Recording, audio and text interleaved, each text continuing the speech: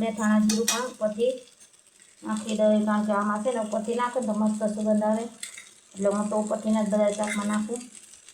અને એવી રીતના આપણે ગરમ મસાલો પણ ઉપરથી નાખી દઈએ. આ ગરમ મસાલો છે, જે આ મસાલો છે એ રાખીએ આપણે પહેલાંથી જ નાખીએ છીએ. તો ચાલો હવે બની ગયું આપણું ધાણા જીરું મિક્સ કરી દઈએ. બે જણાને આપણે કેટલું હોય છે, કેટલું હોય છે, ખાય થોડું થોડું બધા. તો આપણે આવી ગયા છીએ રસોઈ કરવા. તો રસોઈમાં હું શું બનાવું છું તમને બતાવું. ચાલો આપણે પહેલાં સ્ટાર્ટ કરી દઈએ રસોઈ. તો બન્યા રહેજો બ્લોગમાં. આપણે બનાવવાનું છે મસ્તીનું એવું કેળાનું શાક, કારણ કે અત્યારે ઠંડીની વાતાવરણમાં ચોમાસાના આપણે કેળા ઓમ તો ના ખાઈ શકીએ, પણ નાના બાળકોને પણ આવી રીતના શાક બનાવશું એટલે બહુ ખાય. તો ચાલો આગળ બ્લોગમાં બન્યા રહેવો. લેવાના છે કેળા, આપણે જેટલા વ્યક્તિ હોય એ પ્રમાણે લેવાના છે. તો મેં અત્યારે 3 વ્યક્તિ માટે બનાવ્યું છે, પણ આપણે હવે કેળા લઈ લીધા છે એવા જો મોટા ને જાડા. તો આપણે એના માટે છાલ ઉતારીને તૈયાર કરી લઈ. પછી આપણે આ શિંગદાણા લીધા છે એમાં નાખવા. પછી એવી રીતના આપણે બધી તૈયારી કરી લીધી છે. તો એમાં ચટણી 2 જાતની, લસણની, કોથમરી મરચાંની કરી લીધી છે ને તલ છે. તો આપણે માંડવીનો ભૂકો કરવો પણ આ લઈ લીધું છે એનું મશીન. તો એ ભૂકો કરીને નાખશું. બાજુમાં આપણે બેસન છે એ પણ આપણે શેકીને નાખશું. ઉપર શેકીને તો હાલે ચડી જાય, કારણ કે કેળામાં તો ઉપરથી નાખશું આપણે.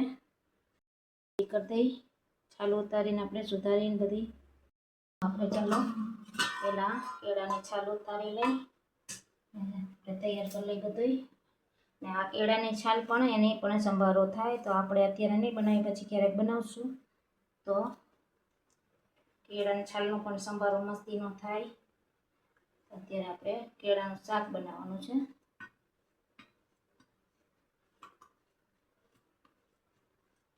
તમે વધારે વ્યક્તિ હો તો વધારે પણ બનાવી શકો. અમે તો 2 વ્યક્તિ છીએ તો 2નું બનાવીએ. ચાલો એવી રીતના આપણે કેળા બધા ફૂલીને તૈયાર કરી લઉં. ચાલો હવે આપણે આ મરચાં ટમેટુની એ સુધારી લઈ. પહેલાં આપણે મરચાંની કટિંગ કરી લઈએ.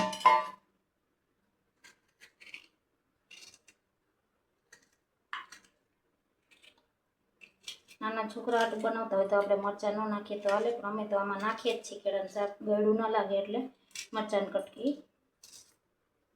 એટલે 1 નંગ કે 2 નંગ તમે જે ખાતા હોય એ પ્રમાણે નાખીએ. અમારે તીખું ખાઈએ એટલે અમે મરચાં પણ નાખીએ. પછી ચટણી આપણે થોડી નાખીએ ને તો હાલે. સૂકી ભાજી જેવું મસ્ત થાય. આપણે બટેટાની સૂકી ભાજી કરીએ એવું જ થાય. એવી રીતના આપણે ટમેટું પણ સુધારી લઈ.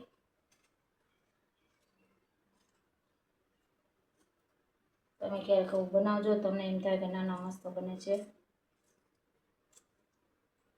તો ભાવે બન્યા રહેજો બ્લોગમાં. દોસ્તો અમે તો આવી રીતના કેળાનું શાક બનાવીએ. તમે કેવી રીતના બનાવો એ કોમેન્ટ કરજો, કારણ કે અમારે તો બધા ચણાનો લોટ મિક્સ કરવો જ પડે. એમને એમ કેળાનું શાક ન ખાય કોઈ. હવે આપણે માંડવીનો ભૂકો પણ કરી લઈ. ચાલો આપણે પહેલાં માંડવીના દાણાનો ભૂકો પણ કરી લઈ.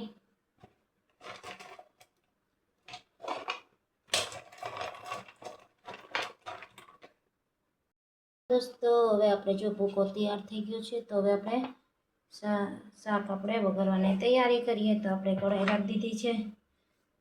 લાઇટર તો ચાલો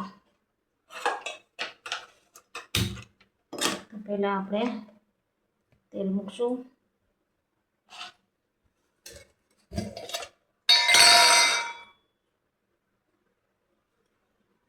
તમારા જેટલું આમાં બહુ ના જોઈએ તેલ, ચણા લોટ છે એટલે થોડુંક નાખીએ વધારે તો હાલે. બાકી કેળાના શાકમાં તેલ વધારે ના જોઈએ એટલું બધું.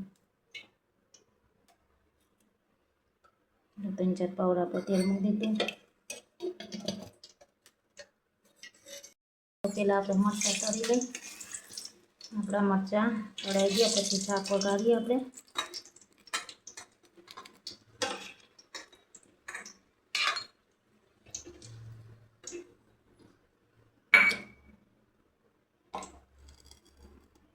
તો આપણે પહેલાં ટમેટું નાખશું, રાઈ જીરું મૂકીને હિંગને નાખી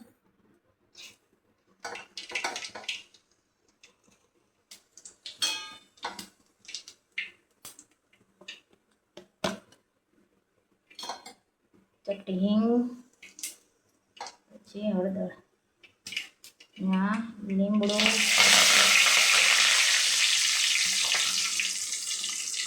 આપણા તલે આપણે નાખી દઈએ રે પહેલાં.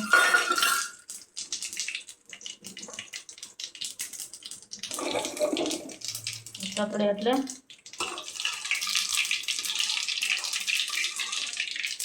મરચાં ટમેટા ભેગા મિક્સ કરી દે એટલે ચડતા થાય.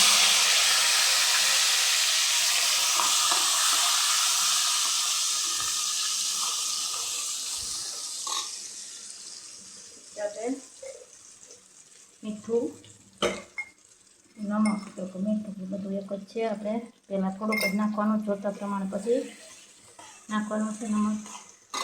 અમે તો એને મીઠું કહી, નમક કહી, બધું કહે. એટલે અમે ઘણાને એમ થાય મીઠું એટલે હું ખબર તો હોય, પણ બધા નમક બોલતા હોય. તો ચાલો દોસ્તો, પહેલાં આપણે આ ચણાનો લોટ છે એમાં શેકી નાખશું.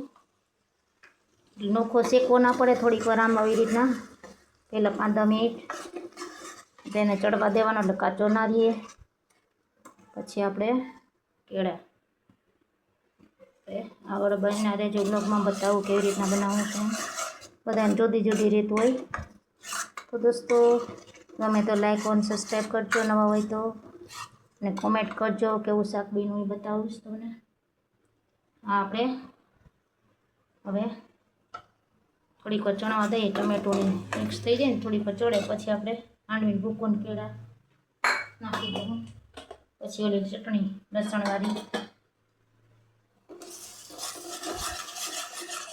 જે સ્વામિનારાયણ હોય લસણ ન ખાતા હોય તો પહેલાં આપણે એ છેલ્લે નાખવાનું. એટલે એવી રીતના પણ બનાવી શકે. આમાં જે ડુંગળી નથી નાખી, સ્વામિનારાયણ પણ બનાવી શકે કેળાનું શાક આવી રીતના.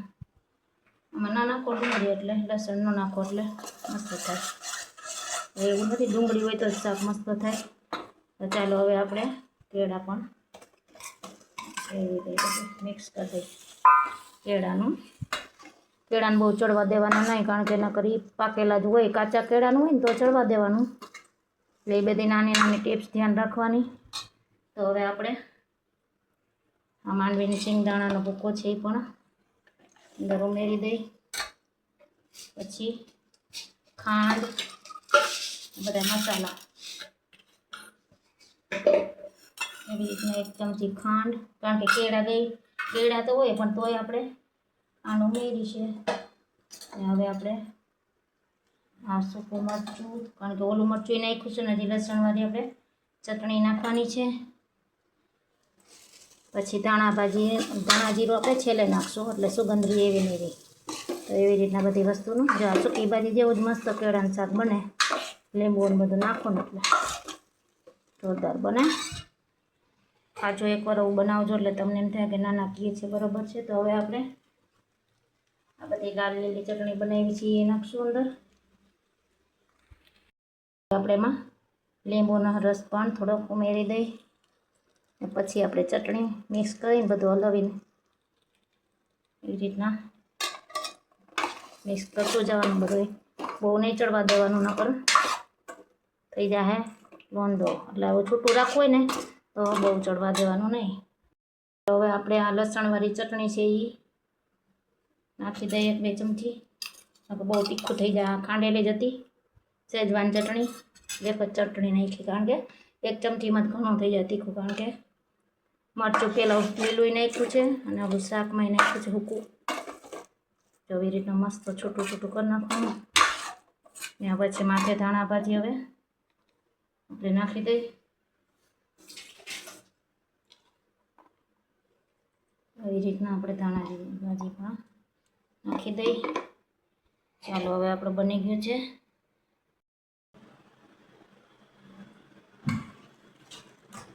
ચાલો દોસ્તો, હવે આપણે પહેલાં જમવા દઈ દઈએ. કેવું દઈ થયું એ કહીએ આપણે. તમે પહેલાં ખાઓ તો ખબર પડે. આ મરચાં છાશ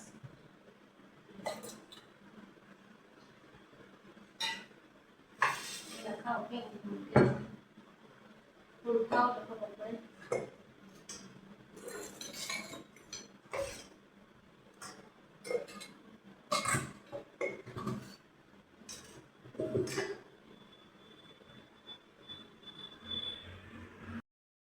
હાલો હું પૂછીશ કેવું થયું.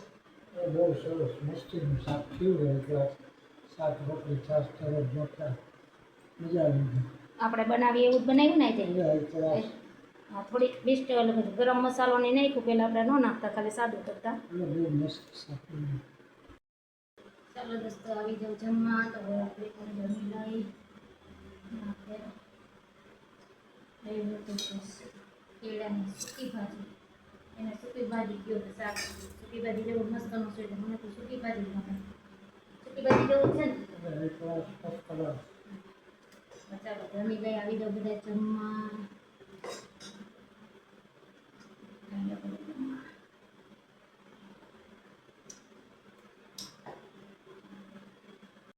તો જમી લીધું આપણે ભાઈ પૂરો કરીએ. તો આપણે કેવું લાગ્યું કે જો તમને ને આપણે કેળાનું શાક બનાવ્યું તો ન હોય તો દોસ્તો આ બ્લોગ આપણે અહીં પૂરો કરી દઈએ. નવા હોય તો સબસ્ક્રાઈબ કરજો, લાઈક કરજો અને કોમેન્ટ કરી દેજો. સપોર્ટ કરતા રહેજો.